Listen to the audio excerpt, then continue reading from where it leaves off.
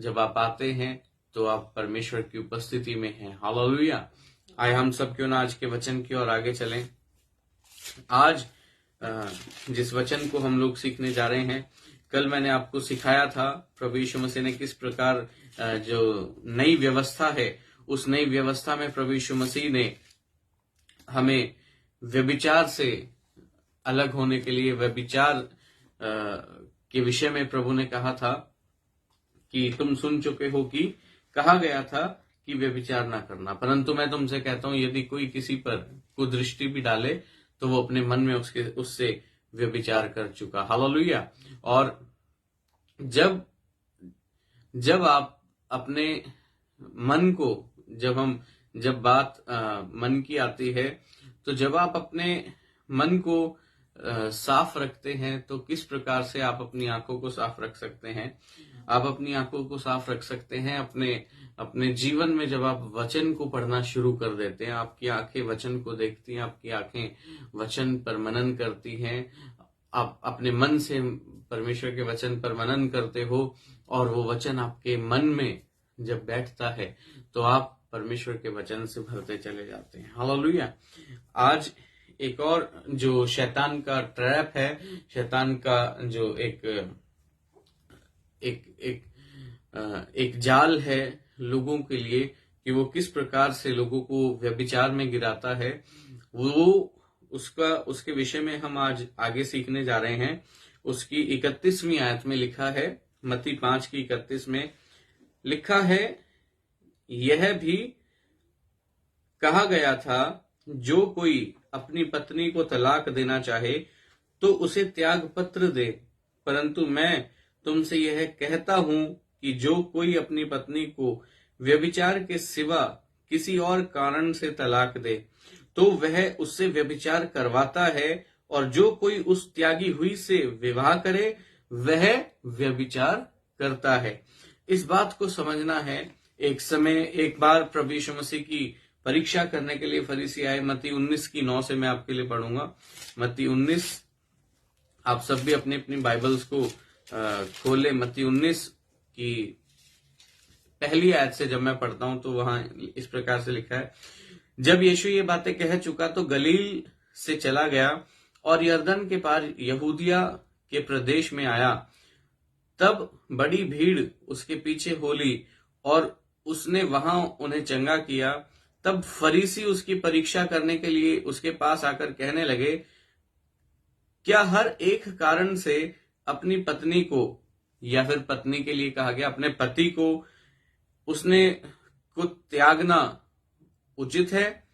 उसने उत्तर दिया, क्या तुमने नहीं पढ़ा कि जिसने उन्हें बनाया उसने आरंभ से नर और नारी बनाकर कहा, इस कारण मनुष्य अपने माता पिता से अलग होकर अपनी पत्नी के साथ रहेगा और वे दोनों एक तन होंगे।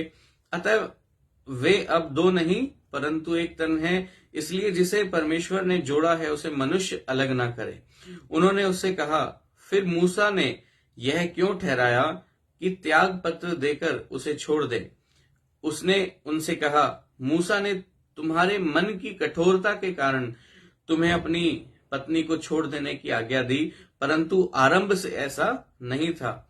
और मैं तुमसे कहता हूं कि जो कोई व्यभिचार को छोड़ और किसी कारण से अपनी पत्नी को त्याग कर दूसरी से विवाह करे, ध्यान से समझे, मैं तुमसे कहता हूं कि जो कोई व्यभिचार को छोड़ और किसी कारण से अपनी पत्नी को त्याग कर दूसरी से विवाह करे वह व्यभिचार करता है, और जो कोई उस छोड़ी हुई से विवाह करे वह भी व्यभिचार करता है। चेलों ने उससे कहा, यदि पुरुष का स्त्री के साथ ऐसा संबंध है तो विवाह करना अच्छा नहीं, लेकिन प्रभु यीशु मसीह ने कहा कि सबको ये वरदान नहीं दिया गया है। हम लोगों को एक बात समझनी होगी कि जो डाइवोर्स है उसकी रूट क्या है, जो तलाक है उसकी रूट क्या है? उसकी रूट है व्यभिचार। जिस समय मैरिज में कोई थर्ड पर्सन एंट्री कर ले, जब मैरिज के अंदर कोई तीसरा व्यक्ति एंट्री कर ले, अब तीसरा व्यक्ति कोई भी हो सकता है। तीसरा व्यक्ति वो व्यक्ति है जिसको आप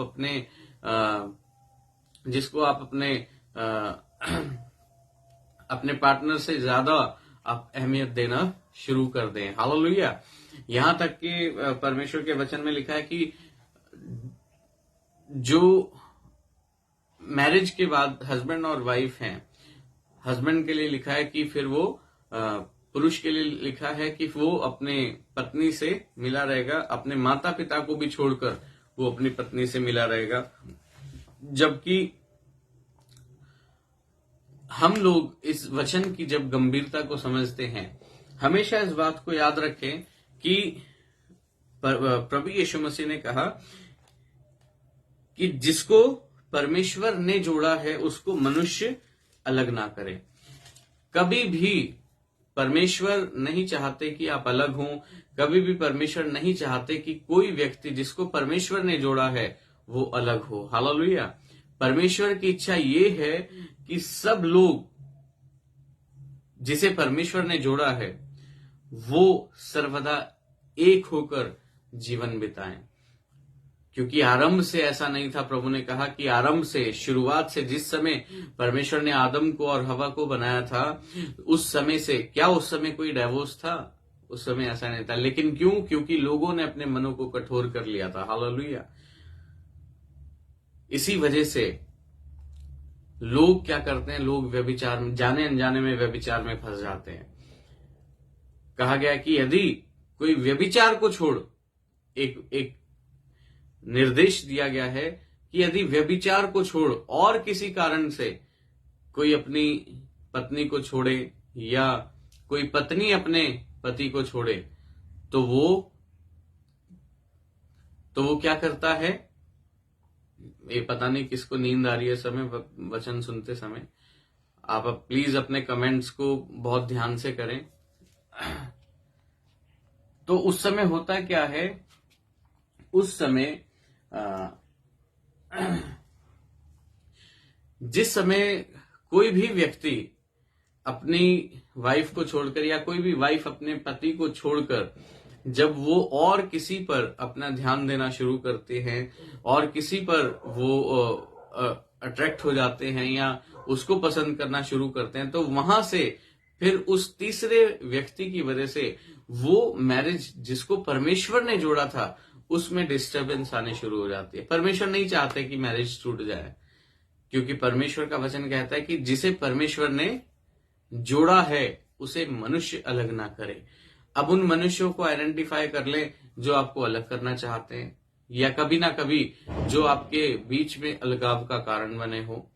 तो इसलिए परमेश्वर नहीं चाहते कि आप अलग हों। हालेलुया। परमेश्वर चाहते हैं कि आप अपने जीवन में सर्वदा अपनी मैरिज में आप परमेश्वर के साथ एक हो सकें। क्योंकि जो व्यक्ति व्यभिचार को छोड़ किसी और रीजन से आगे मैरिज उसको डिवोर्स दे देता है, वो व्यभिचार करता है प्रभु की नजर में। हालेलुया। क्योंकि वो ऐसे तो रहेगा नहीं, वो क्या करेगा? वो फिर नेक्स्ट मैरिज करेगा। अब वो नेक्स्ट मैरिज जिसके साथ भी करेगा या जो भी उसके साथ रहेगा या रहेगी, अब वो इनलीगल है। बिब्लिकल वो इनलीगल है और वो व्यभिचार में काउंट होता है। हालेलुया। और यदि कोई उस स्त्री से विवाह करे जिसको छोड़ा गया है व्यभिचार के सिवा और किसी कारण से, यदि वो स्त्री जाकर किसी और से विवाह कर ले तो वो भी व्यभिचार करती है, और जो उससे मैरिज करता है वो भी व्यभिचार करता है। तो रास्ते दोनों के लिए बंद हैं आगे। हालेलुया। अगर पत्नी सोचे कि मैं आगे मैरिज कर लूंगी या पति सोचे कि मैं आगे मैरिज कर लूंगा, तो रास्ते दोनों के लिए बंद है। रास्ता सिर्फ एक यू टर्न का रास्ता बाकी है कि एक यू टर्न ले लें और वापस आ जाएं और अपने उसी स्पाउस के साथ, अपने उसी पार्टनर के साथ जिसके साथ परमेश्वर ने आपको जोड़ा था उसके साथ रहें। ये परमेश्वर को भाता है। हालेलुया। मैं आपके लिए पढ़ना चाहूंगा। और आज पति और पत्नियों को परमेश्वर के वचन से मैं एक निर्देश देना चाहूंगा जो आपको अपने जीवन में करना है। मेरे साथ मिलकर निकालेंगे इफिसियों की पत्री और उसके 5वें अध्याय से हम लोग इस समय देखेंगे। इफिसियों की पत्री 5 और उसके 22वें अध्याय में इस प्रकार से लिखा है, हे पत्नियों। अब पत्नियों के विषय में कहा गया है, हे पत्नियों अपने अपने पति के ऐसे अधीन रहो जैसे प्रभु के। हालेलुया। प्रभु का वचन कह रहा है, हे पत्नियों अपने अपने पति के ऐसे अधीन रहो जैसे प्रभु के। फिर आगे लिखा है, क्योंकि पति पत्नी का सिर है, जैसे कि मसीह कलीसिया का सिर है और स्वयं ही देह का उद्धार करता है। पर जैसे कलीसिया मसीह के अधीन है, वैसे पत्नियां भी हर बात में अपने अपने पति के अधीन रहें। हमेशा इस बात को याद रखो, जो पत्नियों के लिए परमेश्वर के वचन की आज्ञा है वो सबमिटिव लाइफ के लिए है, अधीनता के लिए है। जिस समय पत्नी अपने पति के अधिकार से बाहर जाना शुरू कर दे, या उसकी अधीनता से बाहर निकल जाए, या उसकी अधीनता को स्वीकार ना करे, तो समझ ले फिर वहां पर कुछ गड़बड़ है। हालेलुया। किसके साथ गड़बड़ है? पति के साथ नहीं, पत्नी के साथ कुछ गड़बड़ चल रही है। अगर आपको अपनी पत्नी में कुछ ऐसे साइन नजर आए जहां पर वो आपकी अधीनता में नहीं है, तो आप उसके साथ बैठकर बात करें, इस वचन को लेकर बात करें और उसके लिए प्रार्थना करना शुरू करें। हालेलुया। इसलिए अधीनता, जिस प्रकार लिखा है कि कलीसिया मसीह के अधीन है, उसी प्रकार हर बात में, हर बात का मतलब हर बात, हालेलुया, हर बात में पत्नियां जो हैं वो अपने पति के अधीन रहें। और फिर आगे लिखा है उसकी 25वीं आयत में, पतियों के लिए, हे पतियों अपनी अपनी पत्नी से प्रेम रखो, जैसे मसीह ने भी कलीसिया से प्रेम करके अपने आप को उसके लिए दे दिया। अब मसीह ने कलीसिया से कैसा प्रेम किया? मसीह ने कलीसिया से ऐसा प्रेम किया जिस समय हम सब पापी थे। हम सब कलीसिया हैं। हालेलुया। जब हम सब पापी थे तब मसीह हमारे लिए मर गया। जब हम धर्मी थे तब नहीं, जब हमने पाप किए थे या जब हम पापी थे तब मसीह हमारे लिए मर गया। हालेलुया। तो उस मानसिकता को एक हथियार के समान आप धारण करें कि हमें अपनी वाइफ्स को, हस्बैंड के लिए परमेश्वर का वचन क्या कह रहा है कि आप अपनी पत्नी से कैसे प्रेम करें, जैसे मसीह ने कलीसिया से प्रेम किया है। हालेलुया। क्योंकि मसीह ने जो कलीसिया से प्रेम किया है, उस प्रेम के सामने सब कुछ वो एक बेस्ट एक एग्जाम्पल दिया गया है वचन में। हालेलुया। जैसे उसने अपना बलिदान कर अपनी कलीसिया को बचा लिया, उसी प्रकार प्रेम जो है सैक्रिफाइस करता है। मैरिज लाइफ में जो सैक्रिफाइसेस हैं वो हस्बैंड्स को करने पड़ते हैं। हालेलुया। जब आप अपनी मैरिज लाइफ में, जितने भी भाई इस वचन को सुन रहे हैं, जब आप अपनी मैरिज लाइफ में बलिदान करना सीख जाते हो, किस रीजन से? क्योंकि आप अपनी फैमिली से, आप अपने परिवार से, अपनी पत्नी से प्रेम करते हो, तो लिखा है कि प्रेम अनेक बातों को ढांप लेता है। हालेलुया। इसलिए बहुत ज्यादा जरूरी है कि जो पति हैं वो अपनी अपनी पत्नी से प्रेम रखें। जब आप किसी और से प्रेम रखना शुरू कर दोगे तो आपकी पत्नी आपकी अधीनता से बाहर निकल जाएगी। जब आप किसी और से प्रेम रखना शुरू कर देंगे तो आपकी पत्नी भी आपकी अधीनता में नहीं रहेगी। इसलिए बहुत ज्यादा जरूरी है। उसी प्रकार यदि पत्नियां अपने पति के अधीन न रहे तो वो सोचेगा कि वो देखेगा कि कौन है जो मेरी बात मानता है, कौन है जो मेरी बात सुनता है, और जो जहां वो पाता है कि हाँ वो व्यक्ति मेरे अधीन है, या वो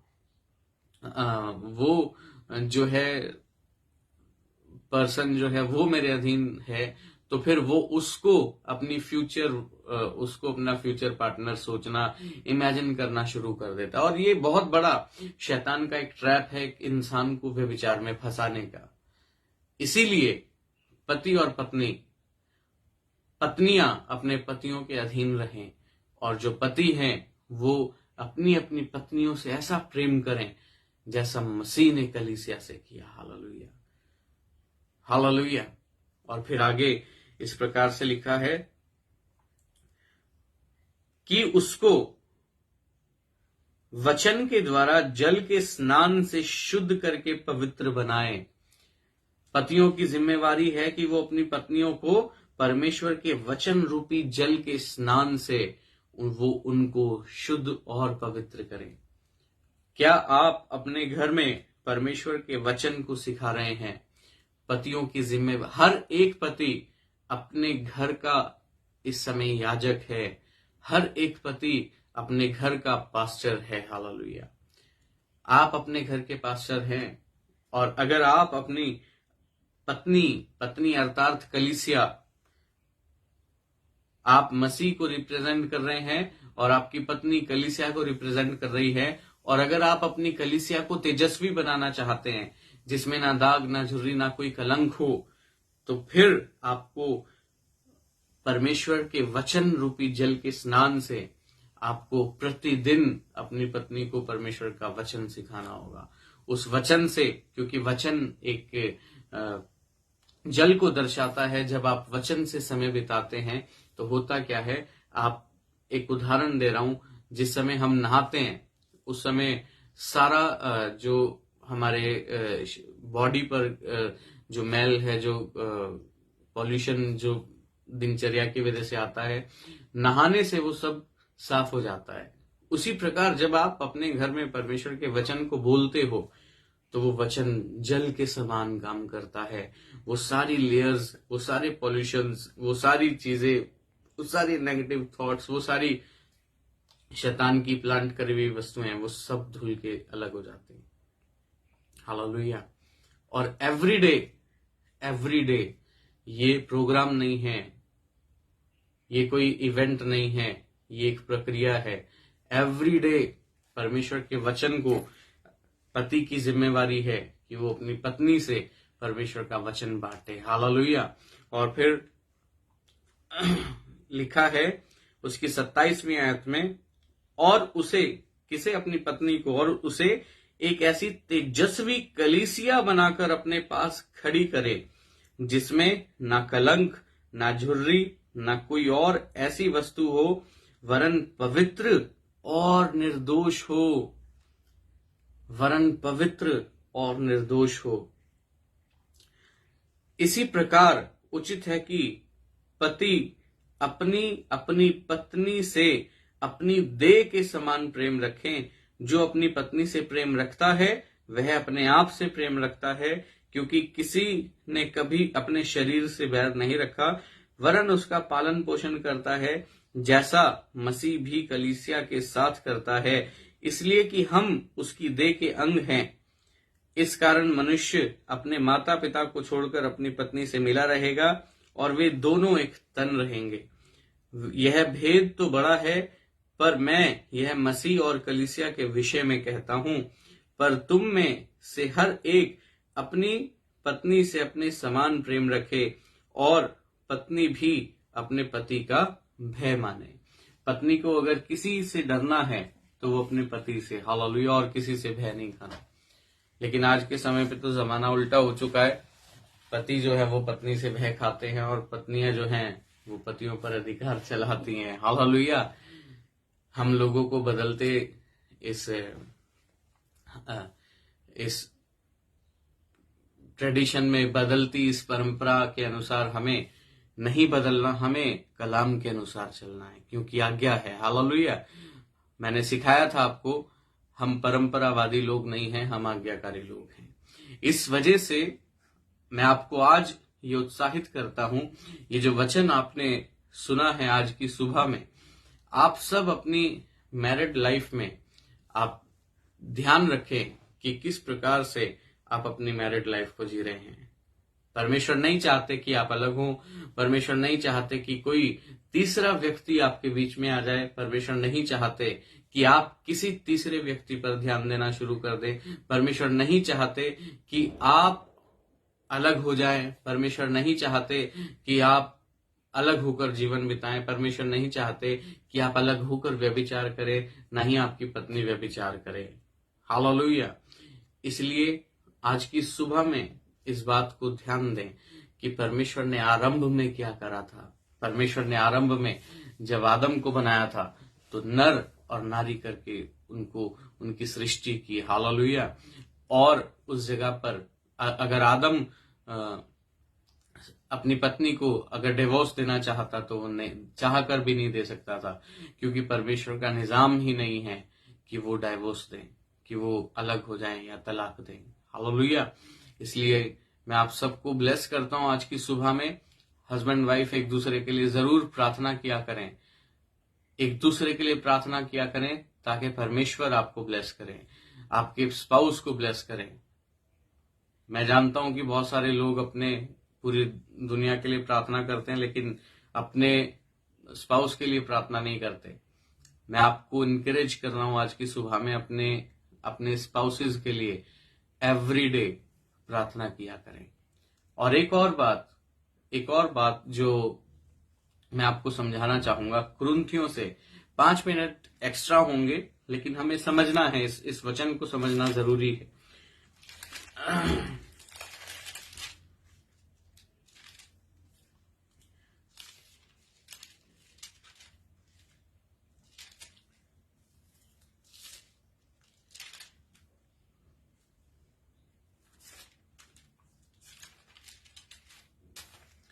पहला कुरिन्थियों 7 और उसकी जब हम पढ़ते हैं 13वीं आयत से लिखा है, जिस स्त्री का पति विश्वास ना रखता हो और उसके साथ रहने से प्रसन्न हो, वह पति को ना छोड़े, क्योंकि ऐसा पति जो विश्वास ना रखता हो वह पत्नी के कारण पवित्र है, और ऐसी पत्नी जो विश्वास नहीं रखती पति के कारण पवित्र ठहरती है। नहीं तो तुम्हारे बाल बच्चे अशुद्ध होते, परंतु अब तो पवित्र हैं।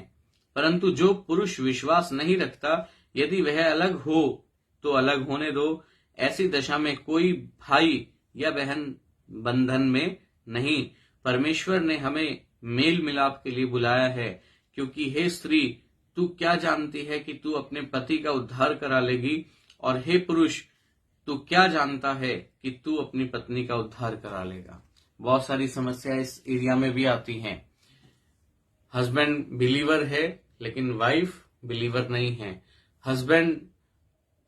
वाइफ बिलीवर है लेकिन हस्बैंड बिलीवर नहीं है, लेकिन आपस में रहने से खुश हैं। उसको उसके फेथ से, हस्बैंड को अपनी वाइफ के फेथ से कोई प्रॉब्लम नहीं है, तो ऐसी दशा में लिखा है कि वो उससे अलग ना हो। और फिर लिखा है कि यदि